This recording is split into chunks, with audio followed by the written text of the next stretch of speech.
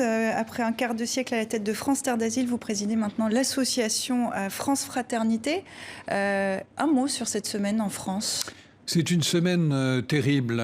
Les images que nous venons de voir n'honorent pas notre pays. Et je crois qu'il faut condamner les violences d'où qu'elles viennent. C'est insupportable.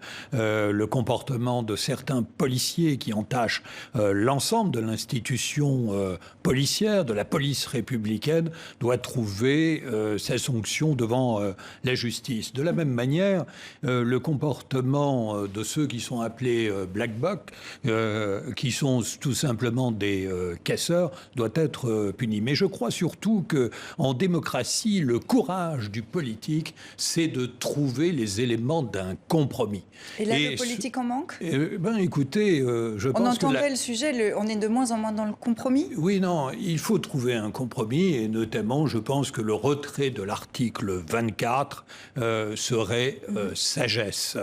Voilà, parce qu'il faut sortir impérativement de cette spirale de la violence. Mais il faut aller plus loin, parce que les violences dont on parle, elles ne sont pas nouvelles.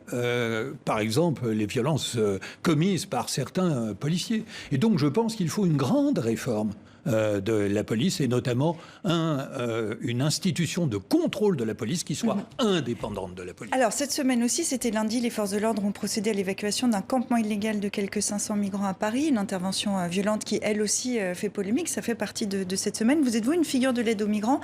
Est-ce que vous diriez qu'un cap a été franchi lundi soir, ou est-ce que simplement ça a été filmé et rendu public? Ça a été filmé, ça a été rendu public, ces images sont détestables, mais je crois qu'il faut se mettre à distance et comprendre les raisons pour lesquelles nous en sommes arrivés là. Lorsque l'on confie à la police républicaine le soin de gérer un des piliers manquants de la politique d'accueil, des migrants, ça ne peut donner que cela. Si on dit à la police républicaine disperser les flux de migrants, eh bien on les disperse. Certaines voix de droite notamment disent qu'il y a une instrumentalisation par les associations, etc. de cette question-là. Qu'est-ce que vous leur répondez? Est-ce que lundi soir il y a eu instrumentalisation comme Écoutez, la critique peut revenir? Il y a une politique européenne qui est une véritable fabrique de la folie. Il y a des dizaines de milliers de personnes qui sont sur le territoire européen brinque-ballées d'un pays à l'autre. C'est notamment le cas d'un certain nombre d'Afghans qui se trouvaient sur le camp de Saint-Denis. Qui a été évacué récemment. Qui a été évacué récemment. Et il y en a des milliers comme ça en Europe. Les États ne veulent pas s'en occuper. Véritablement, on les rend fous. Qu'est-ce qui s'est passé à Saint-Denis? L'État a cherché 3000 places d'hébergement. Bien. Lorsque la date de l'évacuation a été connue, les associations ont demandé à un certain nombre de personnes de se joindre à ce campement. Et il s'est trouvé que c'était dès lors 3500 personnes.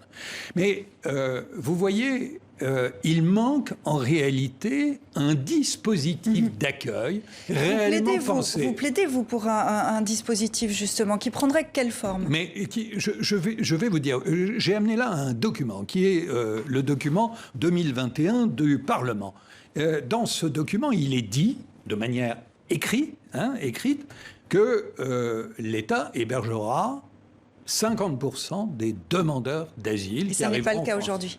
Mais 50%, ce qui veut dire que vous en laissez 50% à la rue, chez des compatriotes, aux mains des passeurs. Ce n'est pas possible. Pour conclure, donc, ce que je souhaite, c'est qu'il y ait les 6 piliers d'une politique républicaine qui soient mis en œuvre. L'hébergement. L'hébergement doit être inconditionnel. Ça ne veut pas dire le séjour.